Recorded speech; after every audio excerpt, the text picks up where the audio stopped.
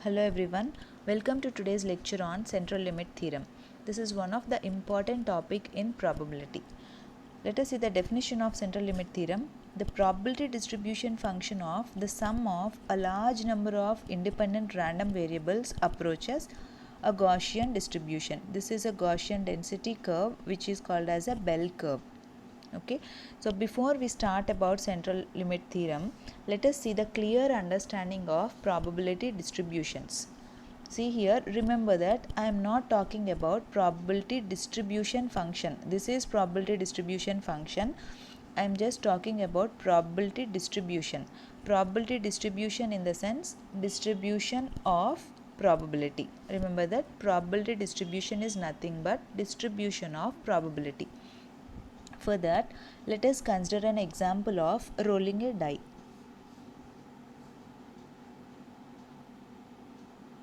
Okay, let us consider this as a die.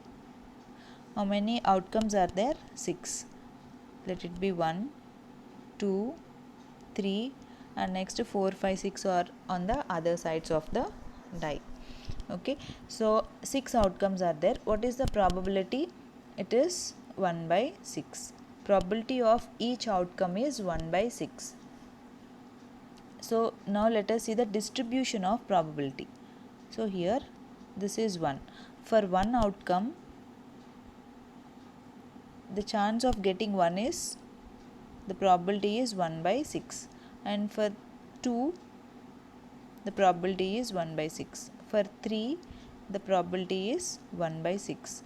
For 4, the probability is 1 by 6. For 5 also, probability is 1 by 6, and for 6 it is 1 by 6.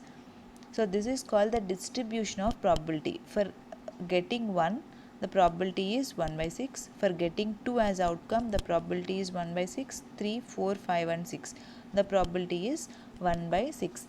The probability is distributed like this, and here these are called as samples. Okay, so which is a discrete random variable. Remember that we are discussing for a discrete random variable. For continuous there is no problem at all. Let us discuss first discrete and then we go to the continuous. Now consider another example. A same die,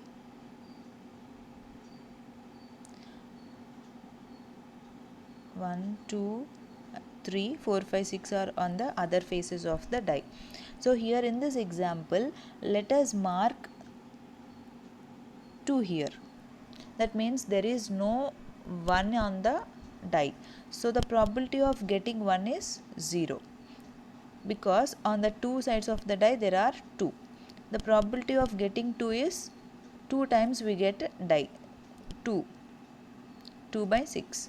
Next, the probability of getting 3 is only one time we get 3 as outcome, 1 by 6. 4, it is 1 by 6. Probability of getting 5, it is 1 by 6, and probability of getting 6 also 1 by 6. Now let us see the distribution of probability. So the outcome 1, the probability of getting 1 is 0. The probability of getting 2 is 2 by 6. Now the probability of getting 3, it is 1 by 6. Probability of getting 4, 1 by 6. Probability of getting 5, 1 by 6. Probability of getting 6, it is 1 by 6. So the probability is distributed like this. Now here these are in the previous example and in this example, this is called the distribution of probability. So in the previous class we have discussed there are number of probability distribution and density functions. What are those? Binomial distribution function, Gaussian distribution function, next exponential, Poisson, Rayleigh, and these are the different kinds of distribution functions we have discussed in the previous class. Out of all these, Gaussian distribution function plays a vital role. It is also called as normal distribution, or Gaussian distribution is also called as normal distribution. And For Gaussian random variable, what is the Gaussian density function curve? It is in the form of a bell shape. It is symmetrical bell shape. Okay. For Gaussian or normal distribution function, the density function is a bell curve. Okay. So in the previous example, let us consider the die we have rolled 4 times. So if the die is rolled 4 times, let us consider the outcome in the first chance is 2 and in the second chance is 3, 6 and 3. Let us consider some example, some values we take. What is the average value of this? Average value 2 plus 3 plus 6 plus 3 by 4. It is 14 by 4, which is 3.5. And in the second chance also, if we get the outcome as, if we roll a die 4 times, if we get the outcome as 2, 2, 6 and 4. What is the average value? 10, 12, 14. 14 by 4. It is again 3.5. Okay. So we get the outcome as 3.5. Now, if we do this for n number of times,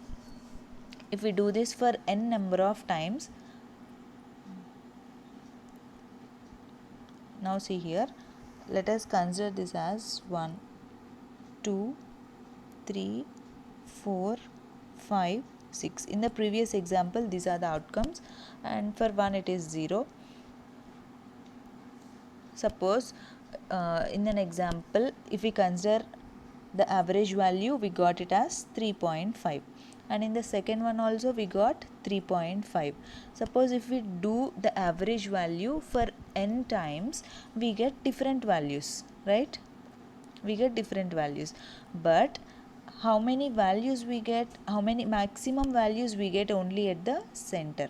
So if we draw like this, we get the distribution as bell curve, which we call it as a normal distribution or Gaussian distribution. This is, remember that this is the distribution of probability. Okay. So by taking the average values for n number of chances, we have drawn the curve, which is a distribution curve. This is a Gaussian or normal probability distribution. So initially, when we have drawn the figure, the distribution is like this. This we called as a sampled function, or these are the samples. So we call this the distribution of probability as sample. Here, after taking the average value, we got this one. This is called as Gaussian distribution. So here, whatever be the original distribution, the average value distribution is always Gaussian. This is the main concept you have to remember in central limit theorem. Initially, whatever be the distribution, whatever be the shape of the distribution, either it is sample or binomial or exponential, triangular, anything, whatever be the shape of the distribution, you have to remember that by taking the average value,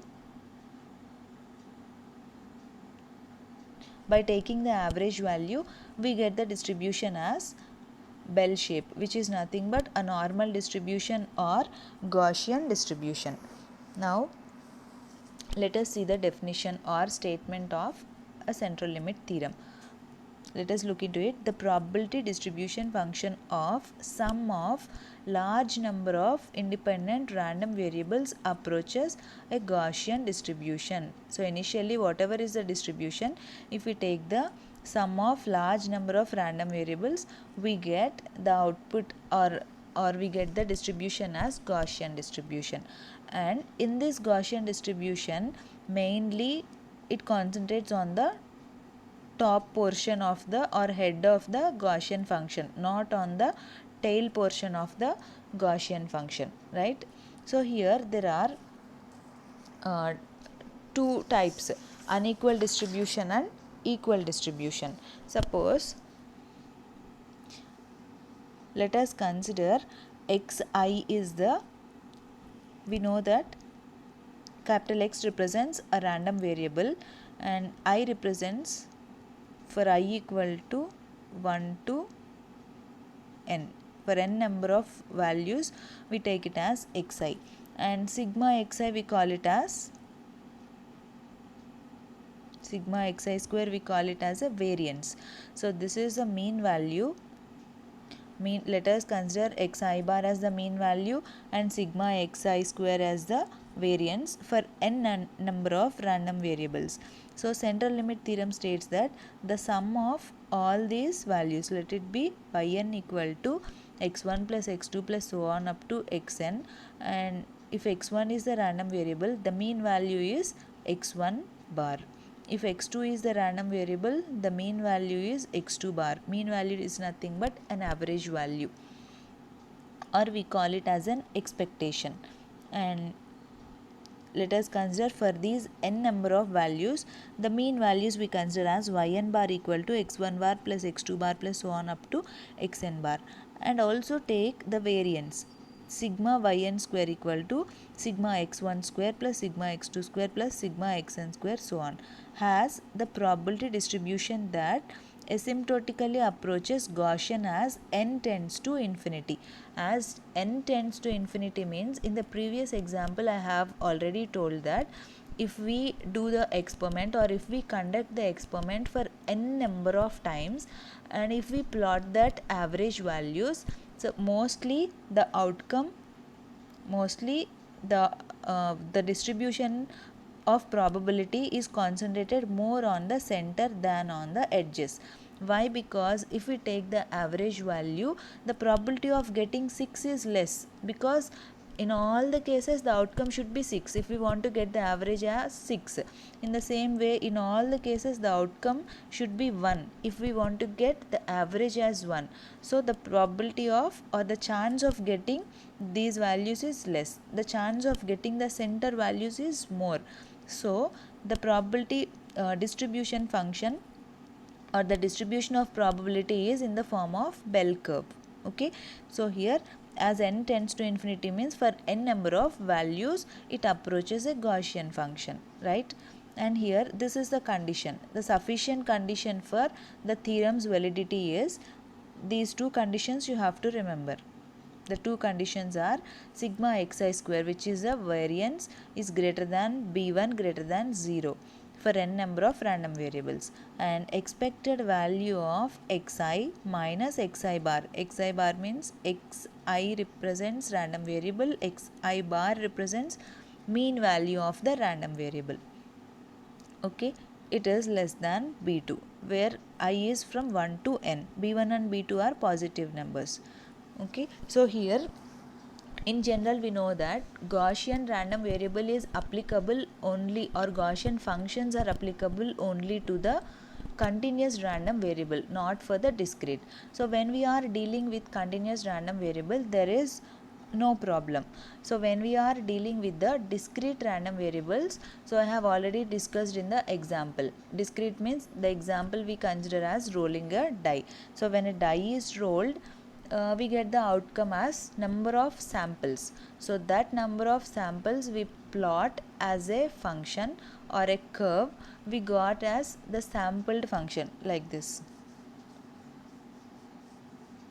Like this we got for a discrete random variable, we got the function as, or we got the outcome as sample signal. If we take the average value, then the outcome is Gaussian distribution. So whatever it is, the distribution, if we take the average value, then we get the Gaussian function. So if we take for small number of values, suppose if n equal to, for example, if n equal to 1.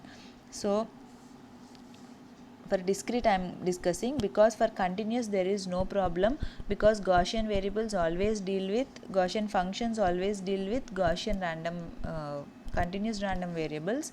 For the discrete only I am explaining with an example. Suppose if we consider a sample here, suppose if n equal to 1, only one time we have, in the previous example I have discussed. Suppose if n equal to 1, consider only one sample if n equal to 1. Suppose if n equal to 2, n equal to 2 means we are increasing the number of samples. So if we plot some other distribution we get. Okay, if we take the average value. Next one, for n equal to 5, if we take the average value and plot all the values, we get like this. And if n equal to 10, for n 10, if the value is increasing, we call it as a population. Population means we call number of samples are increasing, so the density function curve or Gaussian function is, width of the Gaussian function is decreasing. Okay, remember this one. Okay, now here based on this, the approximation or the Gaussian, the central limit theorem is classified into two types: equal distribution and unequal distribution. This is unequal distribution.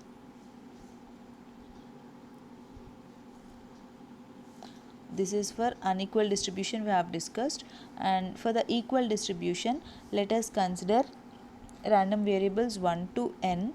So let it be the sum equal to x1 plus x2 plus so on up to xn.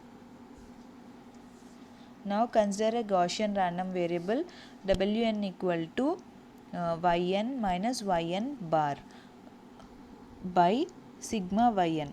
This is given by this formula, and wn equal to, this is a Gaussian random variable with zero mean and unit variance. And let us consider this as equation number 1. Now let us consider equation 2 as characteristic function psi wn of omega equal to e power minus omega square by 2. So from the above two equations, the density of wn must be Gaussian and the Fourier transforms are unique. So characteristic function, we can write it as characteristic function of a Gaussian random variable, we write like this. So this can be modified and we can write as whole power n in this equation. Let it be equation number 3. Now expand this equation 3 in the form of Taylor's polynomial with remainder Rn by n. So the expansion is like this, and after simplification we get equation number 4. Now substitute this one here. Substitute equation 4 in 3. Substitute this one in 3.